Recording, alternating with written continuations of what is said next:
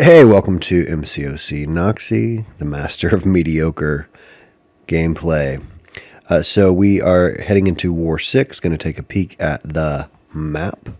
Some of my teammates have already gotten a jump start on it. Our team really jumps into the fights very quickly. We're not a slow-moving alliance. We jump in, we take our paths, and we clear pretty quickly. So here we've got a duped Man-Thing on Vigorous Assault and Arc Overload. Vigorous Assault keeps stinging me.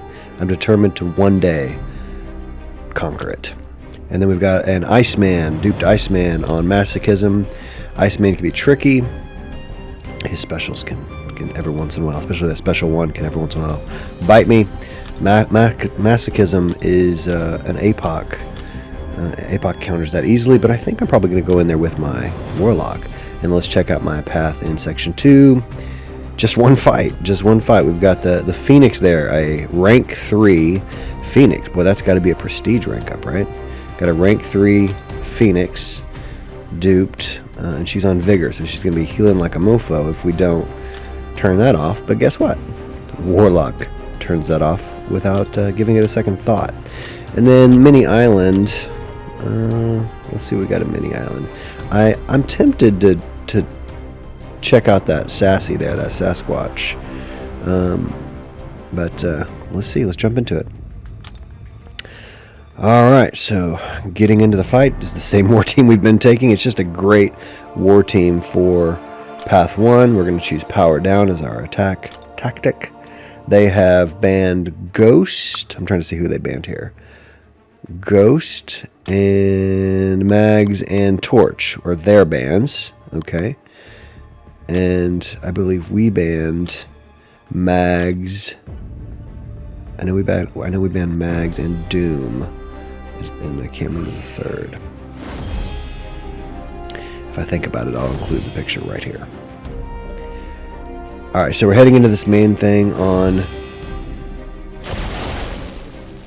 Vigorous Assault, which means they're going to start off unblockable for the first 6 seconds and then on a timer for 6 seconds.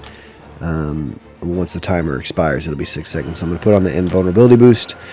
I am very conscious of what this node is going to do to me because it keeps doing it to me. It keeps sneaking up and biting me. I've been winning all the fights. I'm still deathless on the season, but I've been taking lots of hits. And I would love to go into a Man-Thing on Vigorous Assault and not take a hit. Wouldn't that be nice? Someday it'll surely happen. But is it today? So alright, so he's going to be unblockable. So I back up, let that timer expire. It's a 6-second timer on the healing there. See it timing down. Alright, now I can parry him. Just going to wail on him a little bit. Man-Thing is pretty straightforward. Yeah, he's chunky and he has crit resistance. He has one of the highest health pools in the game. I think he's top 4. Something somewhere right around there. He's very, very high.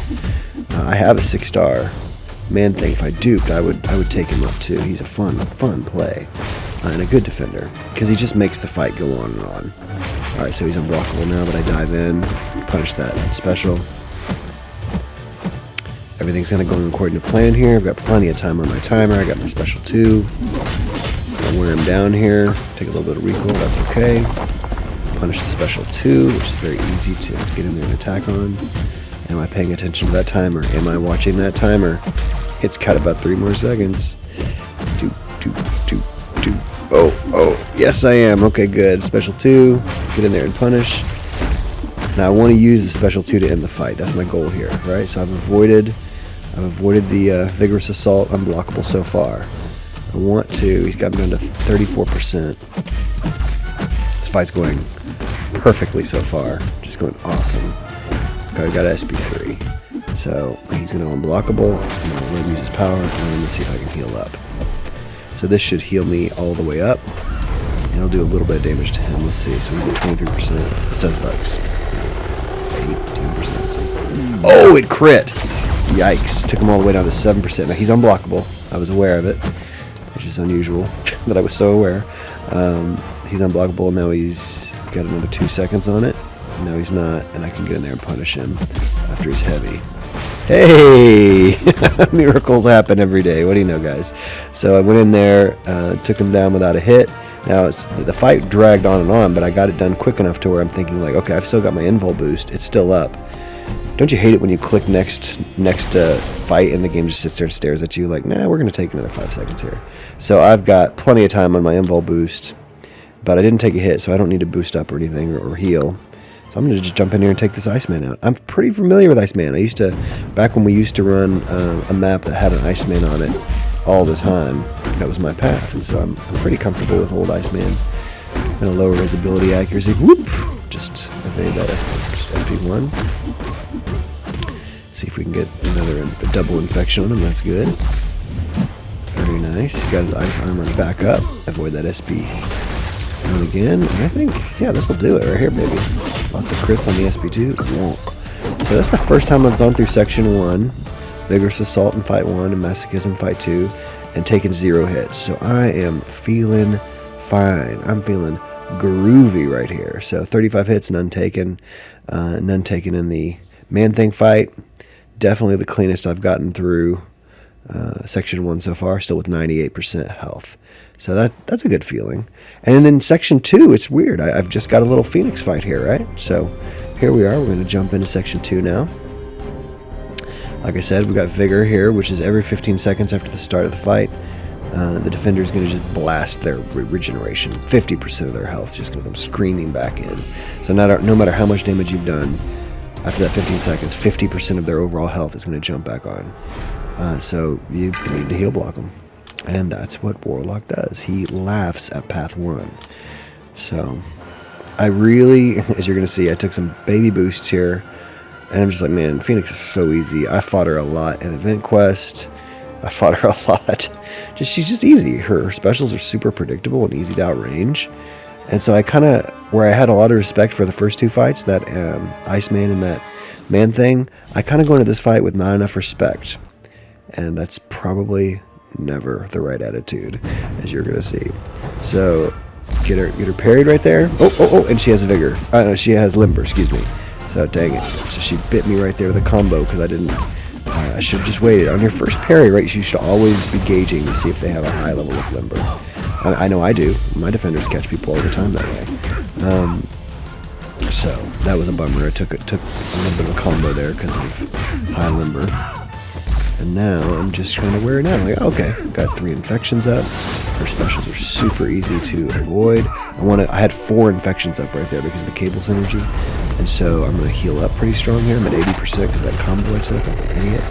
Like an absolute noob. Like a donkey. This heals me back up to 94. So 14% healing there. And so she's just melting away, right? Her power's draining because my SP3 on Warlock drains full power. And then she just dove in and I was not prepared. Took another combo straight to the face, man. Just like an idiot. But she's going down. We know we've got her, but the first 2 fights were the picture of perfection, right? The first 2 fights were so good, so she can't heal. The Note is trying to heal her, but she can't. And so now we've got, she could have punched me right there. Because when she goes into that Phoenix mortality or whatever, she is unhittable. And so then I was lucky she didn't attack in. So she can't heal up. I took her down. I bet, how many hits did I take her? Like 9, 10? Like she punked me several times. 9, yeah. I took 9 hits. So the easiest fight I've had all season ended up being the fight that took me down 44%. Didn't get touched in the 2 harder fights. Got kind of smoked in the easier fight. Yeah, that's MCOC Noxie's life for you right there, guys. So I was toying with maybe going after that Sasquatch on Mini Island, but decided against it. And so far, we pulled out pretty strong in the lead in this war. And it's getting closer and closer and closer as it narrows down. We will see if we win. Right now we're winning, but I don't have the greatest sense right now. I don't know if we're going to win by a large margin or if we're going to lose by a large margin. It's getting closer, which makes me uncomfortable. But I'd rather be slimly ahead than slimly behind, right? So I will post our war results right now. All right, guys, so I want to tell you a story. It's time for story time with Noxie. So there you see the war has ended, but this war was not just like every other war where everyone clears and everyone knows pretty much the outcome, almost to a certainty before the timer runs down. No. Our team, who likes to get ahead and finish things well in advance, has been sitting around waiting and watching as the opponent just twiddled their thumbs and waited and waited and waited. And because they had taken fewer fights, unfortunately, and this is on us, we had too many deaths. We were not liking the number of deaths we'd given up this war at all. But they had not cleared. So they had cleared one boss with a couple others to go.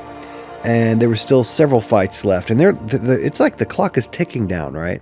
So it's like, 18 minutes. They still got time. They still got time. They're gonna. This one's looking like an L, because all they have to do is clear. They still have several fight or several death advantage on us at this point. Now the bosses can rack up the kills or the KOs. We know that. And so there was still hope, but they just kind of sat around and just didn't take action. I'm sure on their end they were freaking out on their communication, whether it's Line or Discord or whatever. I'm sure they were scrambling like mad, but from our end it just looked like they weren't doing anything.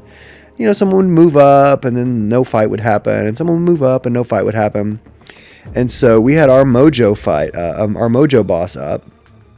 They had cleared a boss, so now they just needed the Mojo boss, but there was also a 6-star Penny Parker, and there was a Killmonger in Boss Island, and then in one of the other battle groups, they'd cleared everything, but one guy had not finished his path, and there was a 6-star duped Emma Frost just sitting there, and the guy's just sitting there in front of this Emma Frost, and so we're like, wait a minute, are they not gonna clear?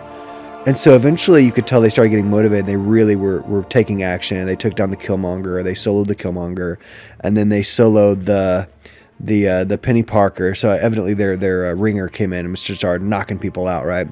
And then he goes into the boss at Mojo, an unlinked Mojo there as a boss, but they had like less than 3 minutes.